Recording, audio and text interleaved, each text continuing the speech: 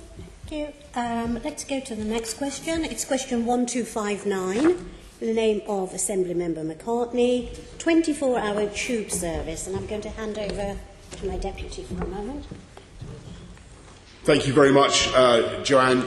Yeah, I know that you had a particular case in Enfield of a member of staff who suffered at the hands of members of the public, and obviously that we take that incredibly seriously. You'll see from the signs we have around the tube.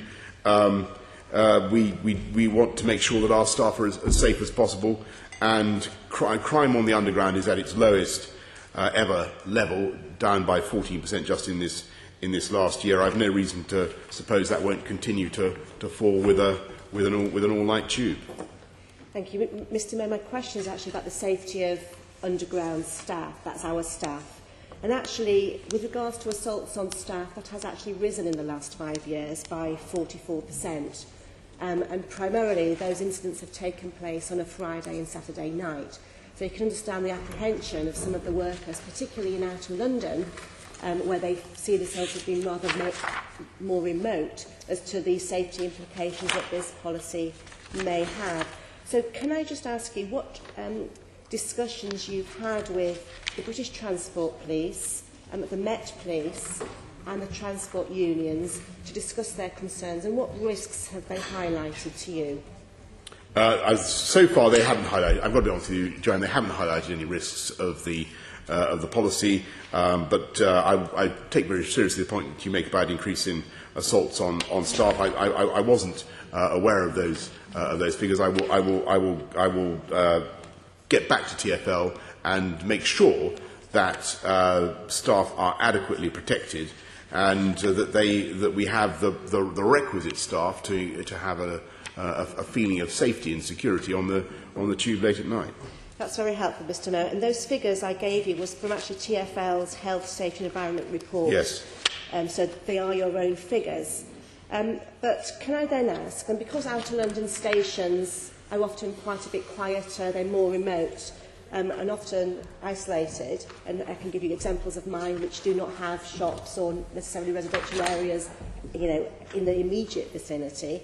Can I ask you then, that will you guarantee that there will not be single staffing at stations for your night? Well, what I will certainly ensure, and I will talk to TfL about this now that you've raised it, and I'm grateful to you, I will ensure that we are confident that staff will be safe and that passengers will be safe as a result of running a night tube. I think the overall benefits to London of running a night service are superb, and we should definitely go ahead with it.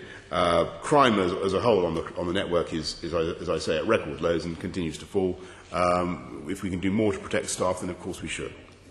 Thank you. Will you actually then personally take up the issue of no single staffing between outer London stations with Peter Hendy?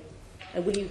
What I undertake to do, because I really ought to talk to the experts about how they see safety on outer London stations.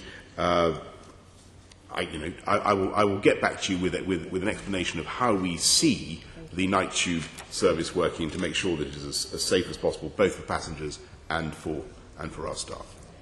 The other issue that I've raised with you on a regular basis has been the rise in sexual assaults and harassment that have been reported on the tube network. And obviously the running of the night tubes will mean that lots of more vulnerable people will be coming back in the early hours of the morning. And I noticed yesterday, has started a consultation on reducing some of the night bus services in my area, for example. So can I ask, how will you be factoring in the risk, particularly to women, of sexual assaults and harassments that this policy may result in? Well, you're certainly correct that where there are night bus services that run basically in parallel with what would be a night tube service, we may be switching then away from the parallel running to running from the end of the line, so that people, when they arrive at the end of their tube destination, have a safe night bus service to wherever they want to go, for instance. So I think they may have to wait longer for that bus that gets them closer to home. That's I understand that, and I think the general answer I would make is that we will work with our safer transport teams and with the police, with the BTP, to ensure that we continue to drive down crime on transport overall. And don't forget, crime on buses is down by about 50% overall since I was elected, and continues to fall. And Mr May, if you can't tell me today, could you write to me?